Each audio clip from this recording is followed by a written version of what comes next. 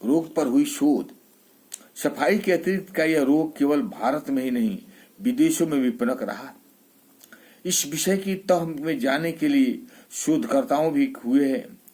Dead immunity syndrome नामक एक दशा शरीर को प्राकृतिक रूप से नहीं पनपने देती। परिणाम स्वरूप शरीर में जल्दी जल्दी रोगाणु आ जाते हैं। Tokyo medical and dental university में अति सफाई रोग को लेकर हुए अध्ययन से यहाँ तक कहते हैं कि हम अपनी प्रतिरक्षा प्रणाली पर स्वयं चोट करते।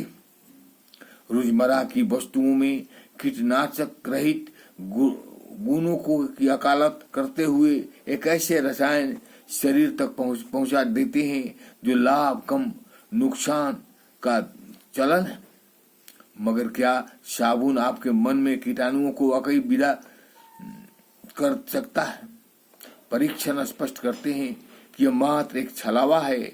जो शरीर स्वयं कीटाणुओं से लड़ने की क्षमता नहीं रखता वह निश्चित तौर पर रोगी शरीर को ही अतिरिक्त मदद की जाती है। मगर आप अपने खान पान, व्यायाम और वातावरण में समर्थता नहीं ला सकते तो निश्चय ही आपके शरीर की प्रतिरक्षक प्रणाली कमजोर होने लगेगी। ऐसे में वह कीटाणुओं से लड़ने की क्षमता खो बैठेगा। तब आपको कृत्रिम रूप से ऐसी दशा और दवाओं की जरूरत पड़ेगी जो आपकी काया को खड़ी होने में सहायक हो। Tokyo medical and dental university के शोधकर्ता दो कोइचिरो फुजिता ने अपनी शोध रिपोर्ट में सफाई के अतिरिक्त यानी जरूरत से ज्यादा सफाई के नुकसान का भी जिक्र किया। उसके अनुसार कई देशों की सरकारें, जिसमें स्वयं जापान भी है, अनावश्यक रूप से रसायनों का प्रयोग कर सफाई की बात करती है। कीटाणु रहित साबुन की तरह ही क्लोरीन युक्त पानी का उत्पादन भी सफाई में बड़ी योगदान नहीं देता, बल्कि शरीर को प्रतिरोधक क्षमता का प्रभावित करता है। देखा जाए तो अब व्यक्तियों की मानसिक विकृति भी है जो सीधे सीधे रोग है।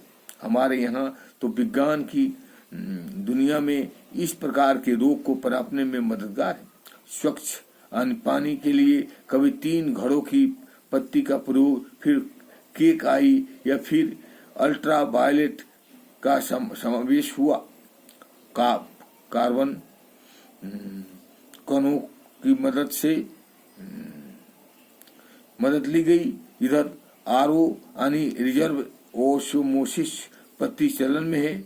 माना यह कुछ क्षेत्रों में के लिए उचित है, मगर कुछ जगह जहां पानी का इस हद तक घनता नहीं रहता, फिर उसका उपयोग कर रहे हैं तो पैसे की बर्बादी तो है ही, साथ ही उल्टा अवसर भी दिखाई देता है। इसी श्रृंखला में यूनिवर्सिटी ऑफ लंदन में जो रोचक शोध हुए, यहाँ की शरीर प्रतिरक्षण प्रणाली विशेषज्ञ डॉक्टर ग्राहम रूक ने भी अपनी रिपोर्ट पर प्रकाशित की है और अधिक सफाई को एक रोग कहा है। ओम शांति। अच्छा लगे तो लाइक करें और सब्सक्राइब करें।